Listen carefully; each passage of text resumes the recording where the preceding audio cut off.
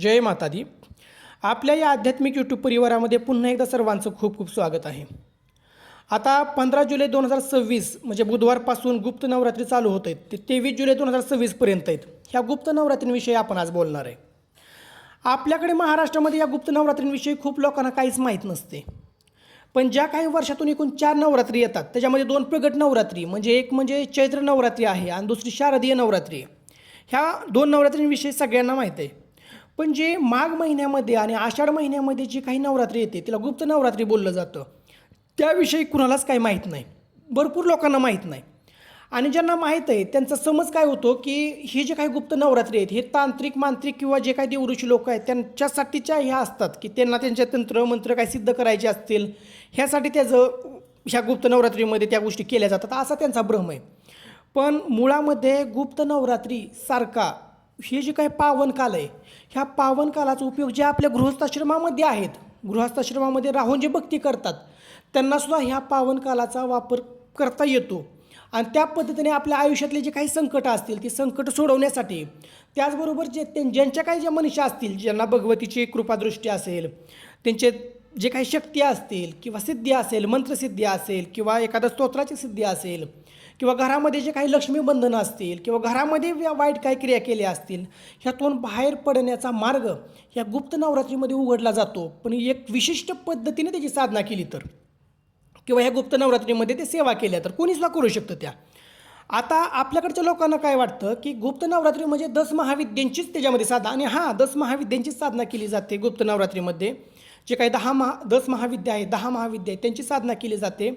त्याचबरोबर नवदुर्गा आहेत त्या नवदुर्गांचीसुद्धा साधना केली जाते.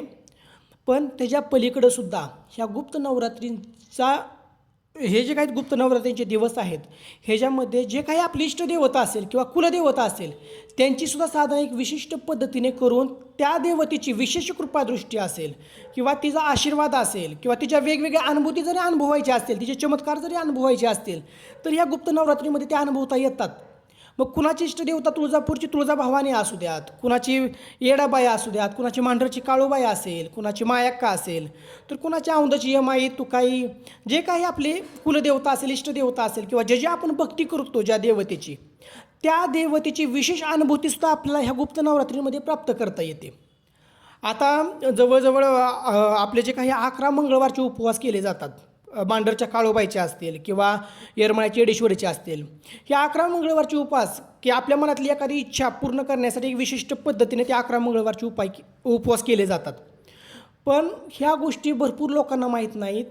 हे 11 मंगळवारच्या व्यतिरिक्त जर ना 11 मंगळवार करायचे नाहीत त्यांनी जर ह्या गुप्त नवरात्रीमध्ये येडेश्वरीची किंवा काळूबाईची गुप्त पद्धतीने विशिष्ट पद्धतीने जर साधना सेवा सुरू केली तर ह्या 9 दिवसांमध्ये त्या 11 मंगळवारांचं फळ प्राप्त होतं.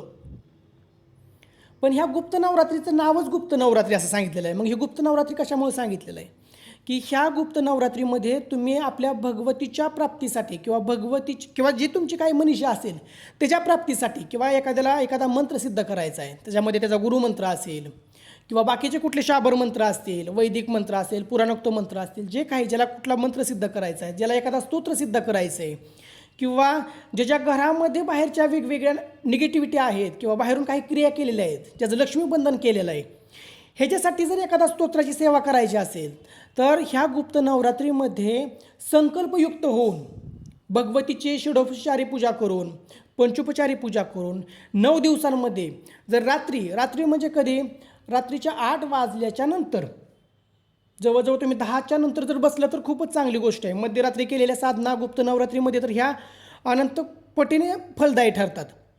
मग संकल्पयुक्त होऊन की बाबा माझं असं कार्य आहे तर हे कार्य माझं सिद्धीला जावं ह्यासाठी ह्या 9 दिवसांमध्ये ह्या 9 दिवसांच्या गुप्त नवरात्रीमध्ये मी अशा पद्धतीने सेवा उचलतोय तर माझं हे कार्य सिद्धीला जावं अशा पद्धतीने संकल्पयुक्त होऊन जर ह्या गुप्त नवरात्रीमध्ये गुप्त पद्धतीने साधना सुरू केल्या घरामध्येच बाहेरच्यांना सांगायचं नाही जे आपले आसपासचे राहणारे असतील आपले मित्र असतील भावकी असेल की मी काय करतोय ते रात्रीची साधना करायची. एखादा मंत्र असेल जर ज्याला मंत्र प्राप्त नाही त्याने दुर्गा सप्तशती आहे दुर्गा सप्तशतीचा पाठ ठेवू शकतो ह्या नवरात्रीमध्ये संकल्प करून की बाबा मी अशा पद्धतीने ही दुर्गा सप्तशतीचं पाठ ह्या 9 दिवसांमध्ये पूर्ण करतोय. माझी इच्छा आहे की माझ्या घरावरती जे काही बाहेरची बाधा असेल किंवा माझं जे काही लक्ष्मीबंधन झालेलं असेल किंवा घरामध्ये कोण आजारी असेल तर ह्या त्यांना आजारपणातून मुक्तीसाठी मी हे 9 दिवसांसाठी गुप्त नवरात्रीमध्ये दुर्गा सप्तशतीचं पाठ ठेवतो आहे. तर माझा अशी इच्छा आहे असं म्हणून जर संकल्प केला आणि ज्याला मंत्र प्राप्त नाही त्यांनी जर दुर्गा सप्तशतीचे जरी अध्याय सुरू केले तरी त्याचं फळ हे अनंत पटीने आहे आणि ते कार्य पूर्णच होतं. अशा पद्धतीने ही गुप्त नवरात्री अनंत पटीने फलदायी ठरते. फक्त नियम एवढा आहे की गुप्त नवरात्रीप्रमाणेच जसं नाव आहे त्या पद्धतीने ह्या गुप्त नवरात्रीमध्ये तुम्ही जे काही गोष्टी करणार त्या गुप्त ठेवायच्या, कुणाला सांगायच्या नाहीत मी काय करतोय ते. जर तुम्हाला मंत्र सिद्ध करायचा असेल, तुम्हाला गुरुमंत्र प्राप्त झाला आहे आणि गुरुमंत्र नसेल तर एखादा तुम्हाला मंत्र दुसरा सिद्ध करायचा असेल तर ह्या 9 दिवसांमध्ये मी 1.25 लाखाचं अनुष्ठान ह्या मंत्राचा अशा पद्धतीने करतोय. तर माझी इच्छा आहे की माझा हा मंत्र सिद्ध व्हावा.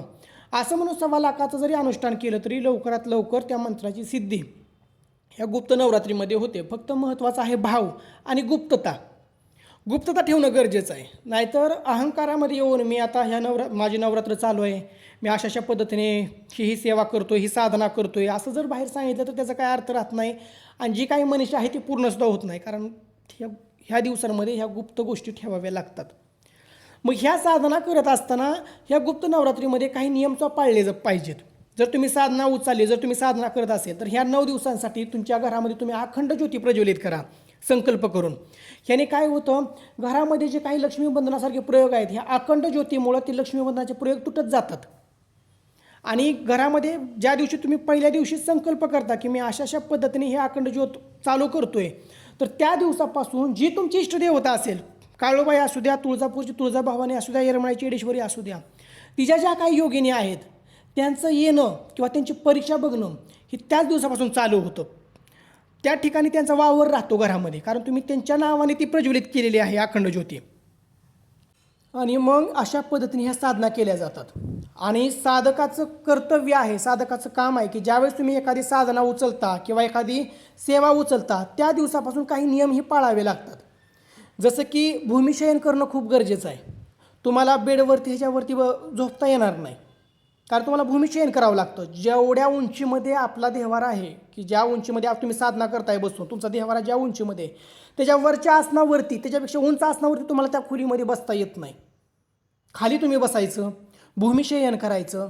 त्याचबरोबर जे तामसिक पदार्थ आहेत ह्या 9 दिवसांमध्ये तुम्हाला जे काही मटण, चिकन हे जे काही तामसिक पदार्थ असतात, अंडी असेल, दारू असेल, मद्यपान किंवा मांस खाणं ह्या गोष्टी तुम्हाला करता येत नाहीत. पूर्ण सात्विक आहार पाहिजे ह्या 9 दिवसांमध्ये. त्याचबरोबर भांडणं किंवा मोठ्याने बोलणं ह्या गोष्टी टाळल्या पाहिजेत. कारण की ह्या दिवसामध्ये काय होतं की त्या योगिनींचा वावर तुमच्याकडे असतो परीक्षा बघण्यासाठी की जी काय तुम्ही मागितलेली आहे इच्छा ती पूर्ण करण्याच्या तुम्ही त्या हे आहेत का, तुम्ही त्या पात्रतेचं आहेत का हे बघण्यासाठी. त्याचबरोबर परान्न खायचं नाही त्या दिवसांमध्ये, ह्या 9 दिवसांमध्ये बाहेरच्या कुणाचं परान्न खायचं नाही, पाणी बाहेरचं प्यायचं नाही, पूर्ण सात्विकता ठेवायचं, शरीर शुद्ध ठेवायचं, मन शुद्ध ठेवायचं आणि पूर्ण ब्रह्मचर्याचं पालन ह्या 9 दिवसामध्ये करावं लागतं. अशा पद्धतीने तुम्ही ह्या गुप्त नवरात्रीमध्ये हे नियम पाळून जर तुम्ही एखादा संकल्प करून एखादी सेवा मंत्राची असेल किंवा दुर्गा सप्तशतीची असेल किंवा एका स्तोत्राची असेल जर उचलून तुम्ही जर ती साधना सेवा सुरू केली तर तुमची जी काही मनीषा आहे ती लवकरात लवकर पूर्ण करण्याचं काम ह्या गुप्त नवरात्रीमध्ये होतं. फक्त नावाप्रमाणे तुम्ही जे काही करताय ते गुप्त ठेवायचं, बाहेर कुणाला सांगायचं नाही की तुम्ही काय करताय ते. ह्या टायमामध्ये वेगवेगळ्या परीक्षा तुमच्या होऊ शकतात. आईसाहेबांच्या योगिनी असतात, येडेश्वरी आईसाहेबांच्या असू द्या, तुळजापूरच्या ज्या आईसाहेब आहेत त्यांचा असू द्यात, काळूबाईच्या असू द्यात, त्यांच्या योगिनी तुमचं परीक्षा बघण्याचं कार्य करतात. तर त्या परीक्षेमध्ये पास होणं गरजेचं आहे. जय माता दी.